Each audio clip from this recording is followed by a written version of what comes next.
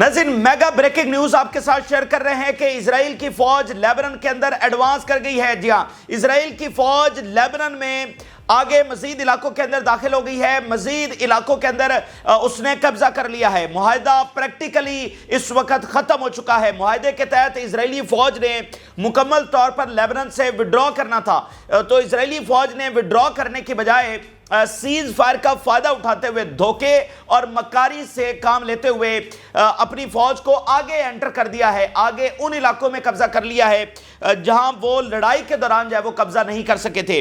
तो यूं अब ये एक प्रॉपर वॉर शुरू हो चुकी है। एक तरफ इजराइल ने जो एयर स्ट्राइक्स हैं उनके अंदर इजाफा कर दिया है, तो दूसरी तरफ उनकी फौज, जमीनी फौज आगे चली गई है और नए इलाकों के ऊपर धोखे और मक्कारी से काम लेते हुए कब्जा कर लिया गया है।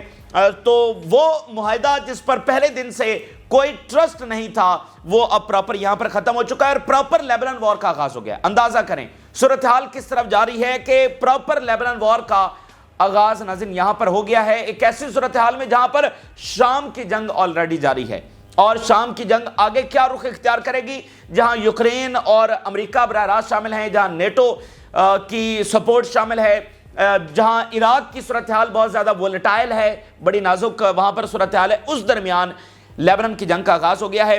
दूसरी तरफ साइप्रस से नाज़रीन हमले की रिपोर्ट सामने आ रही, बड़ी गैर मामूली रिपोर्ट आज साइप्रस से आई है कि साइप्रस में तो कुछ और ही ग्रेट गेम जारी है।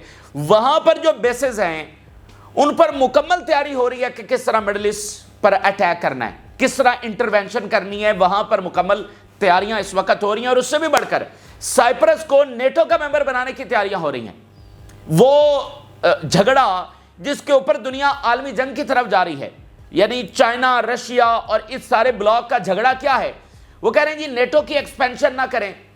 सारा झगड़ा यही है, वन लाइनर ये है, और वो उल्टा साइप्रस को भी नेटो का मेंबर बनाने जा रहे हैं। तो ये बहुत ही सीरियस मामलात हैं। ये कौन सी ताकतें हैं जो दुनिया को इस एस्केलेशन और फिर साइप्रस से हमला मिडिल ईस्ट के ऊपर होने जा रहा है, ये बताया जा रहा है। इसी दरमियान यमन और इराक का गैर मामूली ऑपरेशन सामने आ रहा है। यमन और इराक ने मिलकर इसराइल के ऊपर हमला कर दिया है। ज्वाइंट ऑपरेशन इराक और यमन ने किया है और इसराइल को जो है वो निशाना बनाया है। तो ये सारी तफसीलात आपके सामने रखेंगे। एक लार्ज स्केल वॉर हमें नजर आ रही है जिसमें एक के बाद एक पावर जो है वो ड्रैग होती चली जा रही है। शाम की जंग अपने उरूज पर इस वक्त जारी है, खित्ते में राब्ते उरूज के ऊपर हैं, मुलाकातें हो रही हैं। ये तमाम तफसीलात आपको बताएंगे।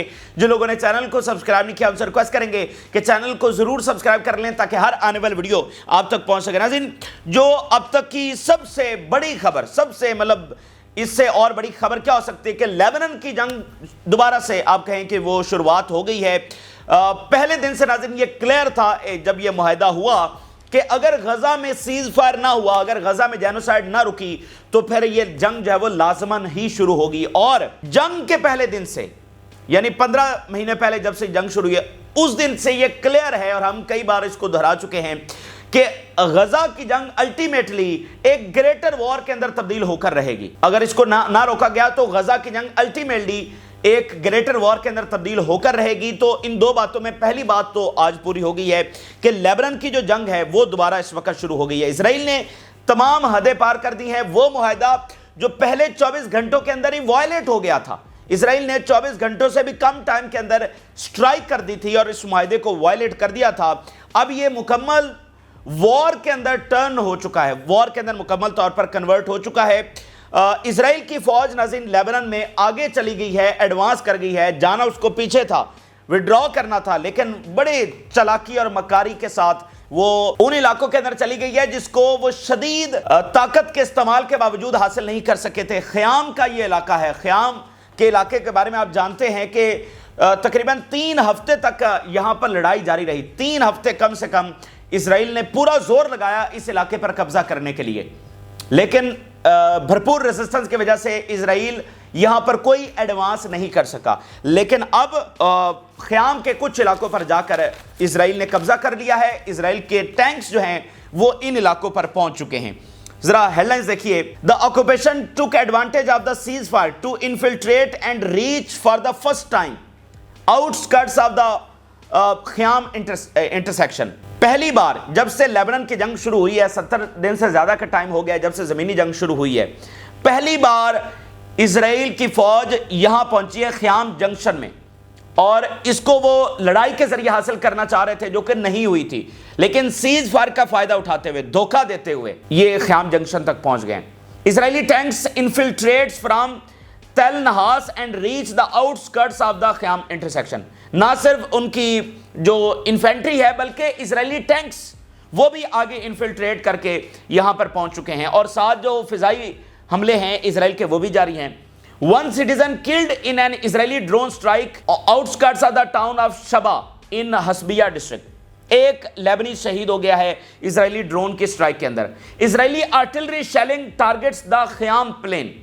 خیام کے اندر یہ ایک مکمل لڑائی اس وقت کہ ان کی زمینی فوج آگے بڑھ رہی ہے، ان کے ٹینکس آگے بڑھ رہے ہیں، قبضہ کر رہے ہیں، اور ساتھ خیام میں اسرائیل کی جو آرٹلری ہے وہ گولے برسا رہی ہے، اور باقی مختلف جگہوں کے پر سٹرائک میں لیبنی سیویلین شہید ہو رہے ہیں۔ اسرائیلی ڈیفنس منسٹر کا بیان دیکھیے، if the ceasefire agreement collapses there will be no tolerance for the state of Lebanon۔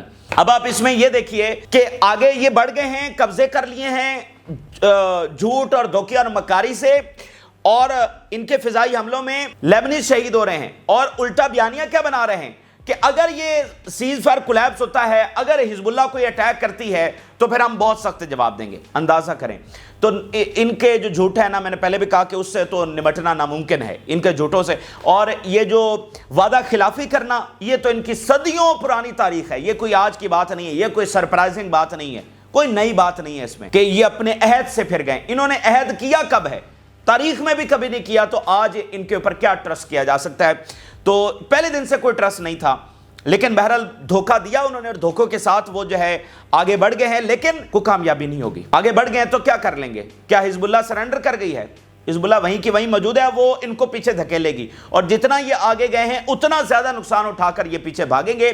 جب یہ جنگ چل رہی تھی آپ دیکھ رہے تھے ان کی فوج کے بیانات، ان کے سیٹلرز کے بیانات، اور ان کے روزانہ ہونے والے جانی نقصانات 100 تک تعداد پہنچ گئی تھی، 100 تک روزانہ ان کی کیجویلٹیز ہو رہی تھی، وہاں تک تعداد پہنچ گئی تھی۔ اور اب جب سیز فائر ہوا ہے تو مطلب چلاکی سے اور مکاری سے یہ آگے بڑھ رہے ہیں۔ اگر آگے بڑھنا ہی ہے تو جنگ شروع کر کے بڑھ لیتے اس وقت جب پوری طاقت استعمال ہو رہی تھی۔ اور نیٹو، اور جب ہم نیٹو کی بات کرتے ہیں یا امریکہ کی بات کرتے ہیں تو میں اور آپ اس بات کو امیجن بھی نہیں کر سکتے کہ امریکی اور اسرائیلی ملٹری مشین سے کیا مراد ہے، کیا پاور ہے ان کی، کوئی ان کے سامنے کھڑا نہیں ہو سکتا۔ تو حزب اللہ نے اس کو کنفرنٹ کیا، تو اگر یہ اتنی طاقت تھی تو اس وقت کر لیتے قبضہ۔ اب اس جنگ بندی کا جو ہے وہ فائدہ اٹھاتے ہوئے یہ سارا کچھ کر رہے ہیں، تو بہرحال اب اس کا جواب ابھی اگلے گھنٹوں میں آپ کو پتہ چل جائے گا۔ حزب اللہ بہت بڑے حملے کی پراپر وار یعنی شروع اس وقت ہو چکی ہے، اور حزب اللہ اپنی اسٹریٹجی بنا رہی ہے، اس کے مطابق وہ حملہ کر دے گی۔ یعنی اب کیا حزب اللہ آپ کو لگتا ہے خاموش بیٹھے گی؟ 3-4 دن میں تو یہ پتہ نہیں کتنے علاقے پر قبضہ کر جائیں گے۔ تو ان کا یہ عمل بیسیکلی پراپر وار کا آغاز ہے۔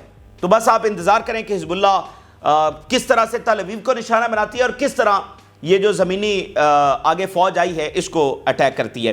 دوسری طرف گولان ہائٹس میں بھی کچھ امپورٹنٹ ڈیولپمنٹس ہو رہی ہیں۔ گولان ہائٹس کے اندر اسرائیلی فوج نے اپنے یونٹس ڈپلائے کر دیے ہیں، اور اس کو یوں دیکھا جا رہا ہے کہ گولان ہائٹس میں کرنے کا کیا مطلب ہے، یعنی یہ پلاننگ کر رہے ہیں کہ اگر شام میں داخل ہو کر ان کو کوئی آپریشنز کرنے پڑتے ہیں تو وہاں پر ان کے زمینی یونٹس تیار ہوں۔ New special unit established in Golan to enhance Israeli military efforts. یہ جب شام میں داخل ہوں گے تو اس کا نتیجہ بھی سامنے آ جائے گا کہ ان کے ساتھ وہاں پر کیا ہوتی ہے، لیکن بہرحال گولان ہائٹس میں نئے جو یونٹس ہیں وہ انہوں نے ڈپلائے کر دیے ہیں۔ اچھا، یہاں پر جو سائپرس ہے وہاں سے غیر معمولی خبر سامنے آ رہی ہے، اور وہاں پر پتہ چلا کہ کیا گریڈ گیم وہاں پر جاری ہے۔ یعنی سائپرس کئی دنوں سے، ہفتوں سے خبروں سے غائب ہے، ہم اس بارے میں بات نہیں کر رہے ہیں، لیکن سائپرس میں جنگ کی تیاریاں جاری ہیں، اور بہت جلد وہاں سے حملہ ہو سکتا ہے۔ اور یہ کون بتا رہا ہے؟ یہ بڑی امپورٹنٹ بات ہے، کیونکہ بتانے والے پہ ڈیپینڈ کرتا ہے نا کہ کون یہ معلومات دے رہا ہے۔ سائپرس جو ہے نا ناظرین، یہ 2 حصوں میں ڈیوائیڈڈ ہے، ایک حصہ گریک کے پاس ہے اور ایک حصہ جو ہے وہ ترکی کے پاس ہے۔ دونوں میں الگ الگ حکومتیں قائم ہیں، یعنی دونوں جو مثال جو ترکی والا ہے وہاں پر اپنی حکومت، وہاں کا صدر ہے، وہاں کی گورنمنٹ آزاد ہے، ظاہر بات ہے ترکی کی فوج اور سارا اس کو سیکیورٹی تو دیتی ہے، لیکن اپنی اپنی حکومتیں دونوں طرف سے قائم ہیں۔ اب جو ترکی کے کنٹرول والا سائپرس ہے اس کے جو صدر ہیں انہوں نے انٹرویو دیا ہے، اور انٹرویو کس کو دیا ہے یہ بھی بہت امپورٹنٹ ہے۔ انٹرویو انہوں نے لیبنان کا جو سب سے بڑا چینل ہے المہدین اس کو دیا ہے، اور اس میں انہوں نے سارے یہ انکشافات کیے ہیں کہ یہاں پر گریٹ گیم چل کیا رہی ہے.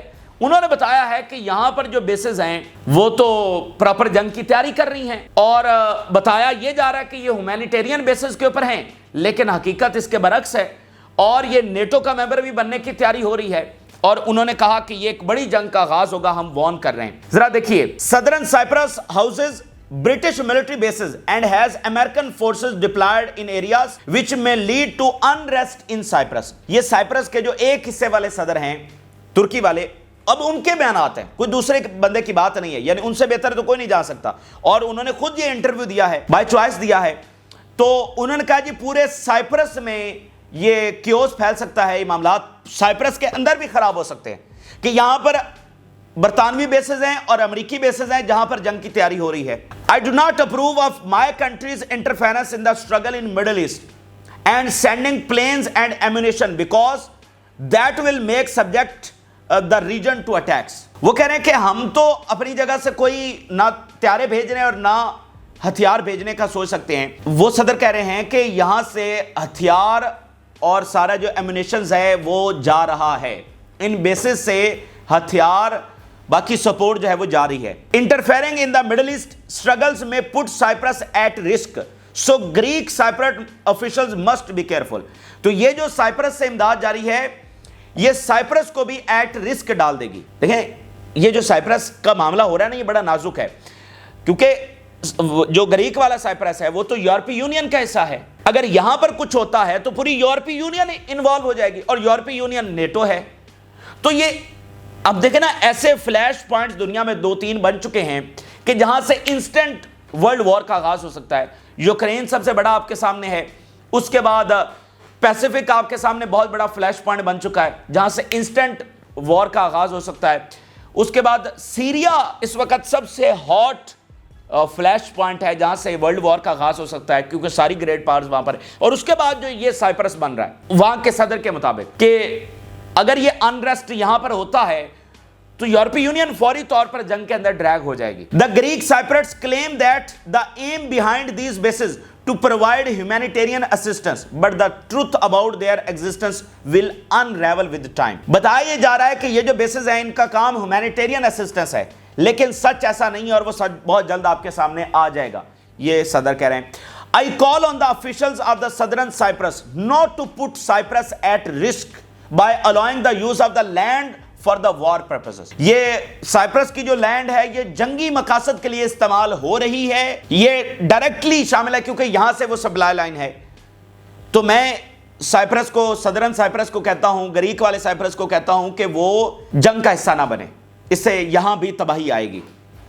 صدرن Cyprus can not join NATO without Turkey's approval. اور ساتھ انہوں نے بتایا کہ یہ تو نیٹو کا ممبر اس کو بنانے کی کوشش ہو رہی ہے, جس کے اوپر آپ دیکھیں نا نیٹو ساری ایکسپینشن کے اوپر جنگ ہے نا جو دنیا میں جاری ہے. تو وہ کہہ رہے ہیں صدرن سائپرس کو نیٹو کا ممبر بنانے کی کوشش ہو رہی ہے. اور نیٹو کا ممبر کیسے بنتا ہے, تمام جو نیٹو سٹیٹس ہیں وہ اپروول دیتی ہیں. تو ترکی کیسے اپروول دے گا, تو ترکی نہیں دے گا تو پھر وہ ترکی کو نکال بھی سکتے ہیں, مطلب کچھ بھی وہ کر سکتے ہیں جو انہوں نے کرنا ہے. لیکن خطرناک بات انہوں نے یہ بتائی کہ یہ جنگ کے لیے استعمال ہو رہا ہے, بیسز پر پراپر تیاری ہو رہی ہے وہاں سے ڈائریکٹ اٹیکس کرنے کے لیے, اور وہاں اس وقت پوری جو سپلائی لائن ہے وہ کھلی ہوئی ہے سائپرس سے. تو یہ مطلب بہت ساری چیزیں جو ہمارے سامنے نہیں ہو رہی ہیں, لیکن آن گراؤنڈ جو کشیدگی ہے وہ بہت زیادہ ہے. تو اس سے آپ سمجھیے کہ Cyprus is always on the list, وہ اس جنگ کا حصہ ہے, ہمیشہ سے ہے, اور آگے پھر وہ جیسے صدر کہہ رہے ہیں کہ مزید ایسکلیشن کی طرف وہ جا رہا ہے. ویسے یہ دنیا میں کون سی طاقتیں ہیں جو ہر ملک کو نیٹو کا ممبر بنا کر دنیا کو تباہی کی طرف لے کر جانا چاہتی ہیں. اچھا, اس کے درمیان اگلی جو خبر آ رہی ہے وہ یمن اور عراق نے بڑا اٹیک کیا ہے. جوائنٹ حملہ یمن اور عراق کی جانب سے کیا گیا ہے. اسرائیل کے اوپر یہ حملہ ہوا ہے, بہت سارے ڈرونز اور میزائل استعمال کیے گئے ہیں, اور یمن نے جیسے کہا تھا کہ ہم اپنے آپریشنز ڈبل کریں گے. 4 ہیڈ لائنز دیکھیے. We carried out in cooperation with the Islamic resistance in Iraq 3 operations against the enemy in northern occupied Palestine and Al Rashrash. 3 بڑے آپریشن سر انجام دیے ہیں. 2 operations targeted 2 Israeli enemy targets in northern occupied Palestine with number of drones.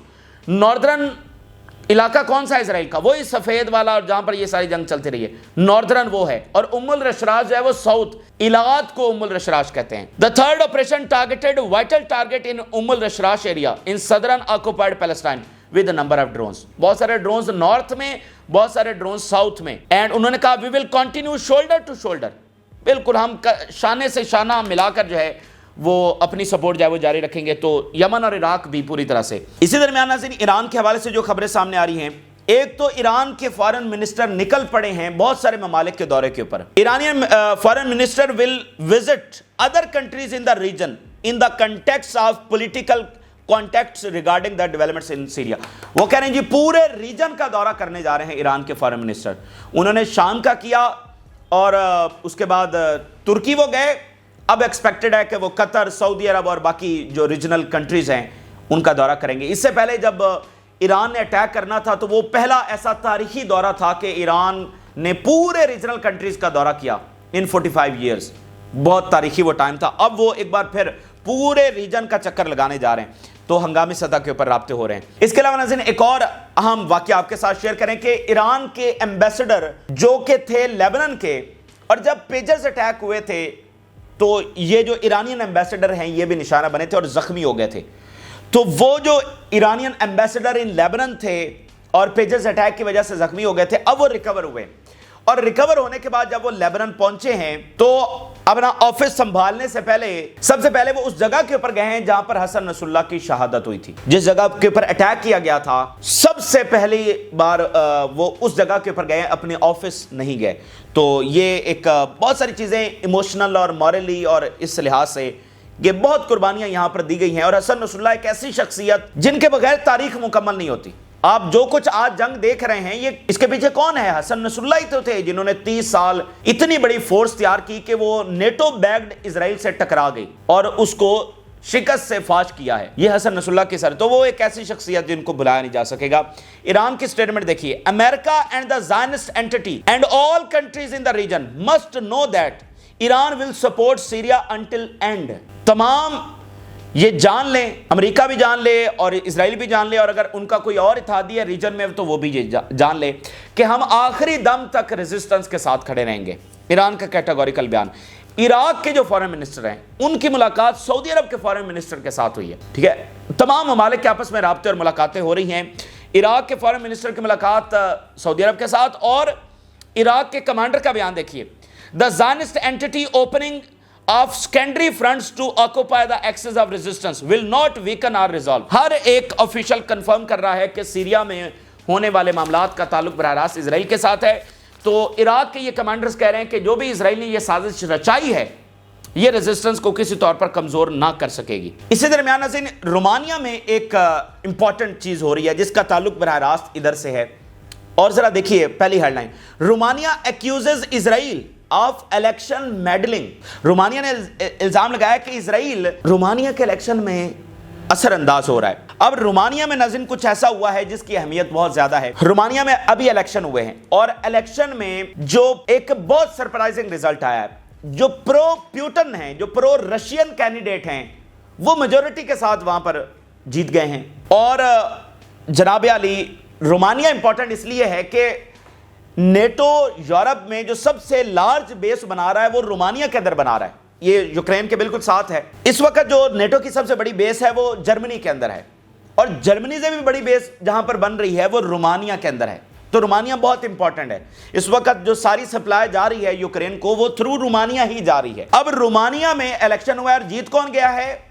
Pro Russian candidate. اور اس کے بعد انہوں نے کہا جی ہم اس کو ری کاؤنٹ کریں گے اور فلانا کریں گے, جس کے اوپر پیوٹن نے جوک بھی کیا اور کہا کہ ان کو کینڈیڈیٹ پسند نہیں آیا تو پھر کہتے ہیں لیٹس ری کاؤنٹ. یہ آج کل ان کا جوک کافی وائرل ہے. تو رومانیہ کی یہ اہمیت ہے, اور اسرائیل وہاں پر کودا ہوا ہے. اب رومانیہ کہہ رہا ہے کہ یہ وہاں پر جنا اثر انداز ہو رہے ہیں. تو یہ خبر آپ کے سامنے رکھنے کا مقصد یہ ہے کہ یہ کتنی بڑی جنگ ہے. ایک چیز کے تانے بانے وہ کہاں تک جا کر ملتے ہیں. تو ہم اس کو نہیں سمجھ سکتے کہ ہم صرف دیکھیں کہ لیبنان اور غزہ اور شام کے اندر کیا ہو رہا ہے. ایک اسرائیل کی سپریمیسی ہے, پوری دنیا میں ان کا کنٹرول ہے, پوری دنیا میں ان کے رابطے, ان کے پاور سینٹرز ہیں. تو جگہ جگہ پر یہ لڑائی جاری ہے, مختلف انداز میں جاری ہے. ایک یعنی آپ سمجھ لیں کہ پوری دنیا میں ایک ہی جنگ جاری ہے جس کے مختلف فرنٹس ہیں, جس کے 2 بلاکس ہیں. ایک Russia China Iran lead block ہے اور ایک نیٹو والا ہے. اب ان کی لڑائی ہو رہی ہے. وہ آپ کو یوکرین میں بھی وہی لڑائی ہے, وہ پیسیفک میں بھی وہی ہے, وہ مڈل ایسٹ کے اندر بھی وہی لڑائی ہے. پیچھے پرپز ایک ہے, ظاہری بات ہے یوکرین کا بنیادی جو وہاں کے پرابلمز ہیں وہ ڈیفرنٹ ہوں گے. فلسطین کی آئیڈیالوجی 100 سالہ پرانا تنازع ہے اور وہ آزادی کے لیے لڑ رہے ہیں, لیکن اوورآل یہ ایک ہی بنیادی جنگ کا حصہ ہے جس میں جو بڑی طاقتیں جیتیں گی آرڈر انہی کا چلے گا. یعنی اگر ادھر رشیا چائنا جیت گیا تو یہ اسرائیل کی ہار ہے سیدھی سیدھی. اسرائیل نہیں قائم رہ سکتا, اسرائیل موجودہ آرڈر کے تحت قائم ہے. اگر یہ آرڈر چینج ہو جاتا ہے, یہ والی ایسٹ والی طاقتیں جیت جاتی ہیں, تو یہ ادھر سب کی شکست ہوگی. تو یہ اس طرح سے آپ اس تناظر میں جنگ کو دیکھ سکتے ہیں. تو بہرحال یہ اس وقت کی تازہ ترین تفصیلات ہیں جو آپ کے ساتھ شیئر کی. آپ نے رائے ضرور ادا کریں. جن لوگوں نے چینل کو سبسکرائب نہیں کیا ان سے ریکویسٹ کریں گے کہ چینل کو ضرور سبسکرائب کر لیں تاکہ ہر آنے والی ویڈیو آپ تک پہنچ سکے. اللہ حافظ.